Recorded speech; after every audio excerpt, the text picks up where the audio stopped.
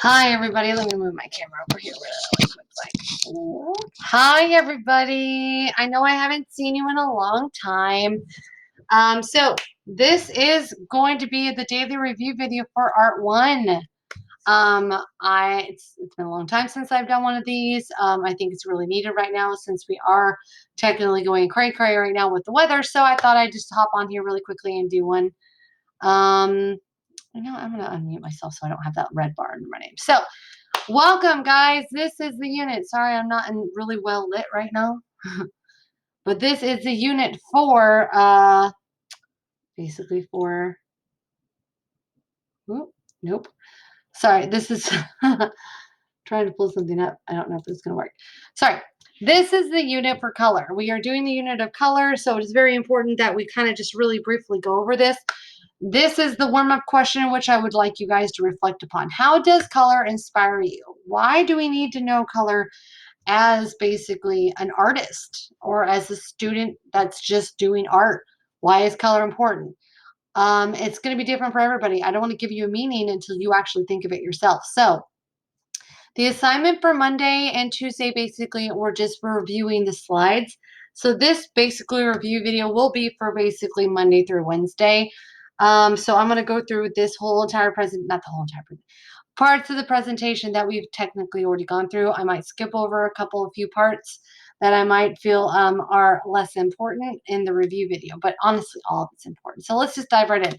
So I want you to take a second, pause the video in a second.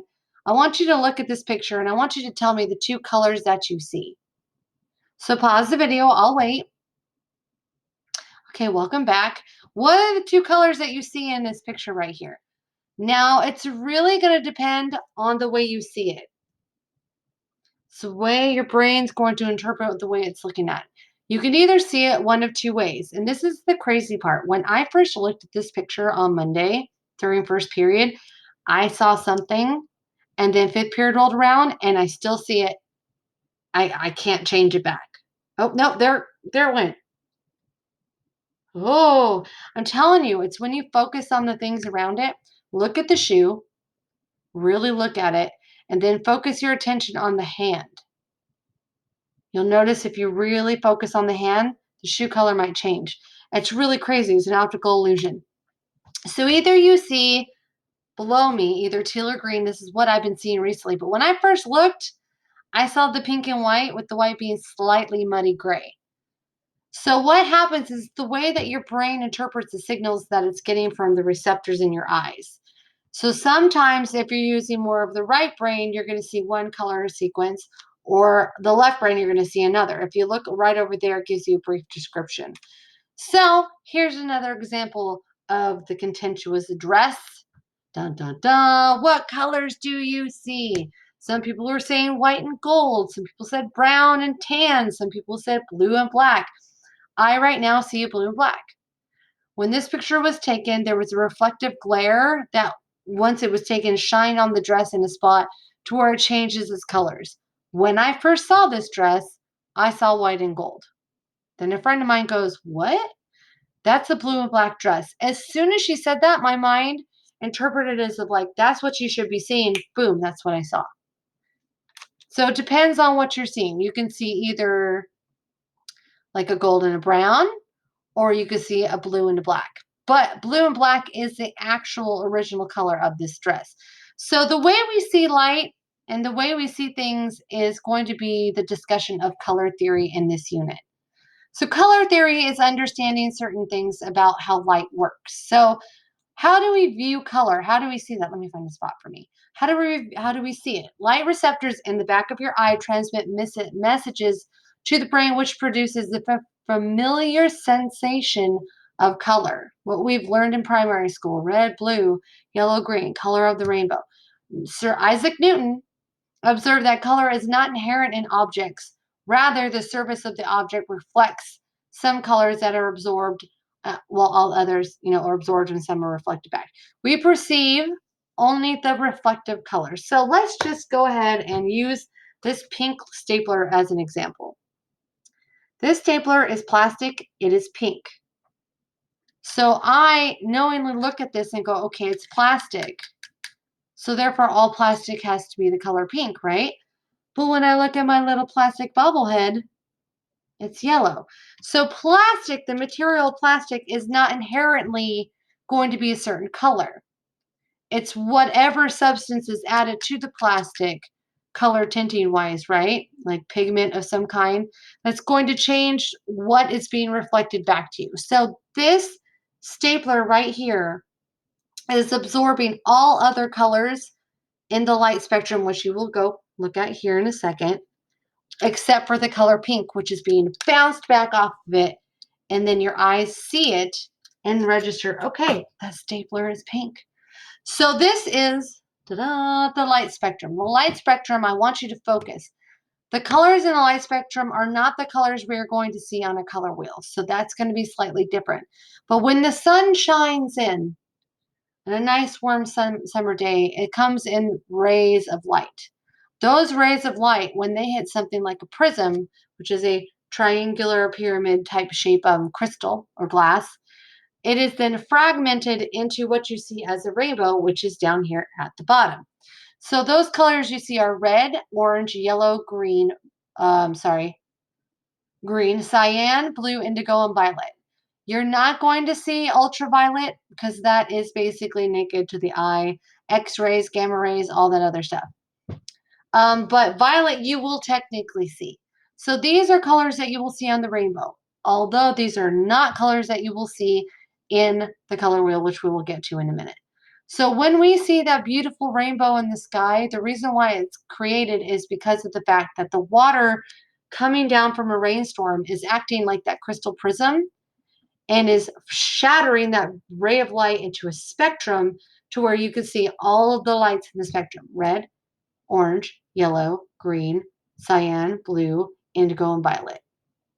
Roy G. Biv, I think, is the way my elementary school rhyme used to go. Roy G. Biv, an anagram, as you see. All right, so we're moving into color theory. Why is color theory important, you say? Because we are artists and we need to understand how to manipulate or change or mix colors to get to the colors that we want to actually see or use in our piece. So in visual arts, color theory is a body of practical guidance to color mixing and the visual effects of the specific color combination. There are also definitions, categories, which we will go over, of color based on color wheel, color primary colors, secondary colors, tertiary colors, all that lovely information, right? But this lovely thing down to my right is called a color wheel. You need to memorize this color wheel as it is presented to you. Please make sure your warm red colors are on the left and your cool colors are on the right. Sometimes on the internet they will change and be interchangeable and it gets all wonky. But we really do want to focus on the wheel that you see here. So yellow is on top, warm colors go to the left, cool colors go to the right. We will get to that later. So let's break down the color wheel, shall we? So this is a video I would like you to watch. This video is something that is very important. Once we understand the theory of basically color theory basics, this video basically goes into a really quick 5-minute, really fast review of everything we're going to learn from here on out for the rest of this PowerPoint or slideshow. It's a 5-minute video. I advise you guys to watch it. Please take notes. That is the assignment, I should say, for the whole entire week so far, is to take notes over everything that we were reviewing in this PowerPoint slide. But I just wanted to give you a quick review just in case if you weren't able to make it today, tomorrow, or yesterday. I'll give you another review video tomorrow. So breaking down the color wheel, let's start with the number one basic: the primary colors. The 3 primary colors that you need to memorize are going to be red, yellow, and blue. These 3 colors, and I cannot stress this importance enough to you, are the main 3 colors that you can use to create all other colors on the color wheel.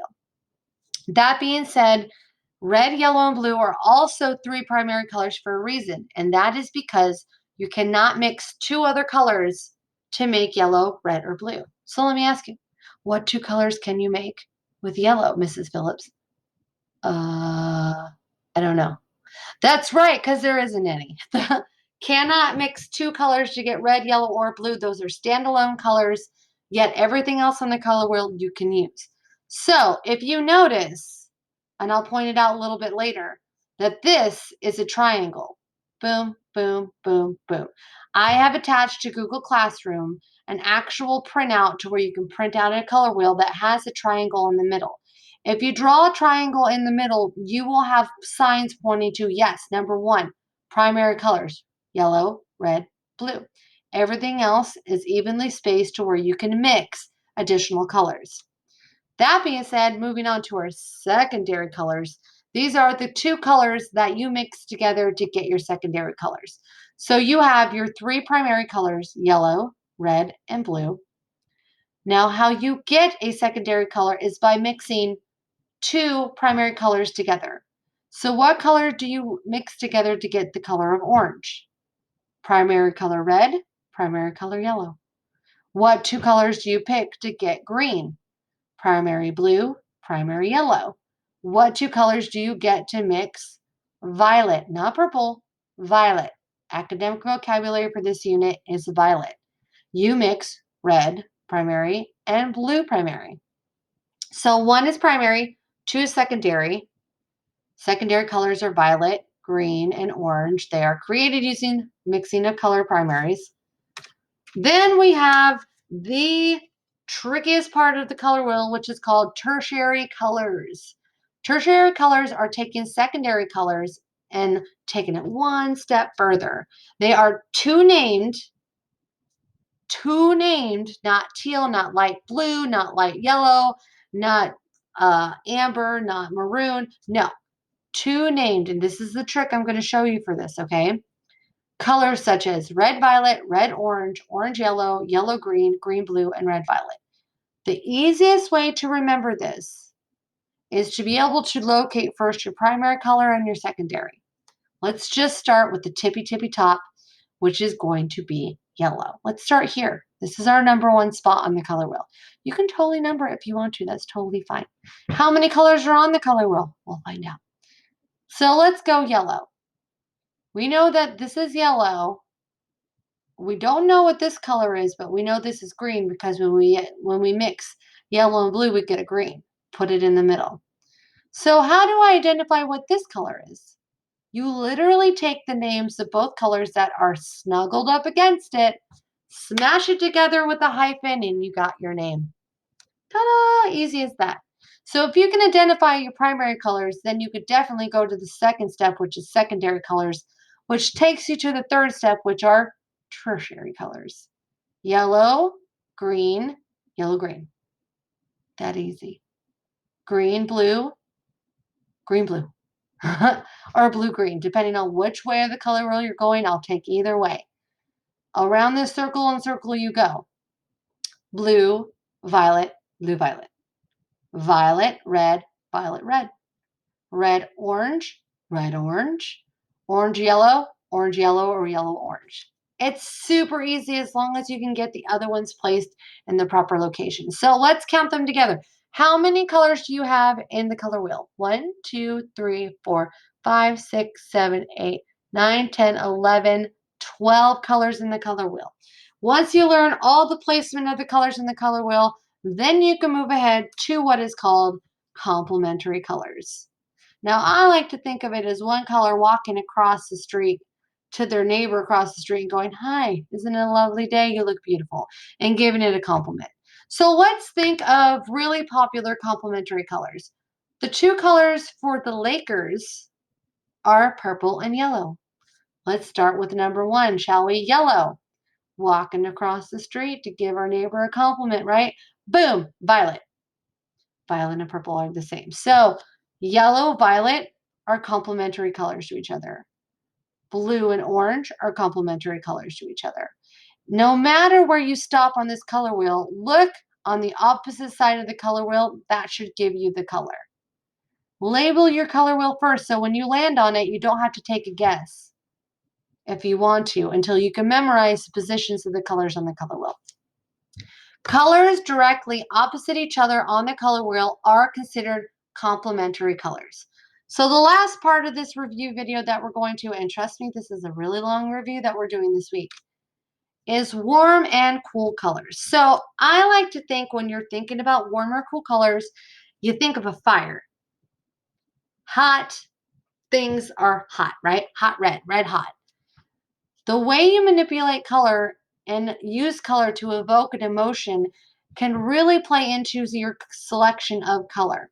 If you want something to be animated and crazy and hot and chaotic, you're going to use something on the warm side of the color wheel compared to the cool side of the color wheel, such as blues, violets, and greens, and seafoam, or not seafoam greens, like green blues, greens, so on and so forth. So you literally take your color wheel and you split it with a line straight down the middle. That's technically what we did in class. We've created a color wheel, we labeled it, then you're supposed to identify every single section like a little spoke and then tell me, is it a primary? Label your secondaries. Once you have this nice little handy dandy color wheel that you've created for yourself in your notes, I want you to find a line between your yellow, green, and yellow. Split a line straight down the middle like you're cutting a pizza or a piece of pie or like a pie or a cake in half. Boom. Cut it straight down the middle in the correct location to where you see on the left-hand side are hot colors. On the right-hand side, you will see cool colors. So that being said, that's really kind of basically, oh, I'm really, really big. I don't need to be that big. That's basically the concept that we're covering so far.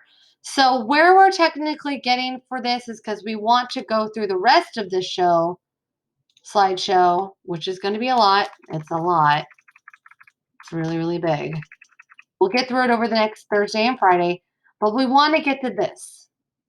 This is where we eventually want to end up. We want to learn our color harmonies. We need to understand the color wheel first before we get to color harmonies because that is the basis of the starting of basically our final project for this unit. It is called the color icon piece. And the reason why I'm telling you this now is to get you maybe starting to think about what is an, or not what, who is an iconic person in your life that you want to focus on as the subject of your piece? It could be a musical artist, it could be a political figure, it could be a poet, it could be a musician, it could literally be anybody. Try to make sure that you understand and identify what icon means. It cannot be a YouTuber that's just, you really follow a lot, like Jenna Marbles or somebody, Somebody, I will say this though, somebody did Mr. Beast because they wrote me an essay about how Mr. Beast is iconic, and I kind of agreed after I read it. So I want you to start thinking about who is iconic in your life and why are they an icon. If you don't know what icon means, I want you to look it up because I'm not going to tell you quite yet. Get a couple of names. I would say at least write 10 names down so you can start thinking of backups just in case because it is first come, first serve per period. But we'll get into that a little bit later. So please make sure that we review all the material. We are going to go over neutral colors, tint, shade, all that lovely stuff tomorrow. But at least get to this slide, get your page of notes done. On Monday, I'll just really go over really quickly. We got to this section on Monday. We reviewed color theory, primary colors, secondary colors, tertiary colors on Tuesday. Today was a short day. We only did complementary colors and warm and cool colors for Wednesday's notes. So please make sure you get all that stuff turned in. If you have any questions or concern, please come see me during office hours between the time of 2 p.m. Ooh, I'm running late. 2 p.m. and 3 p.m. if you have any questions. Other than that, email me with any questions or concerns.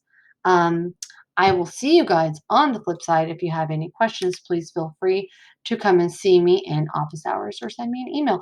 I will see you guys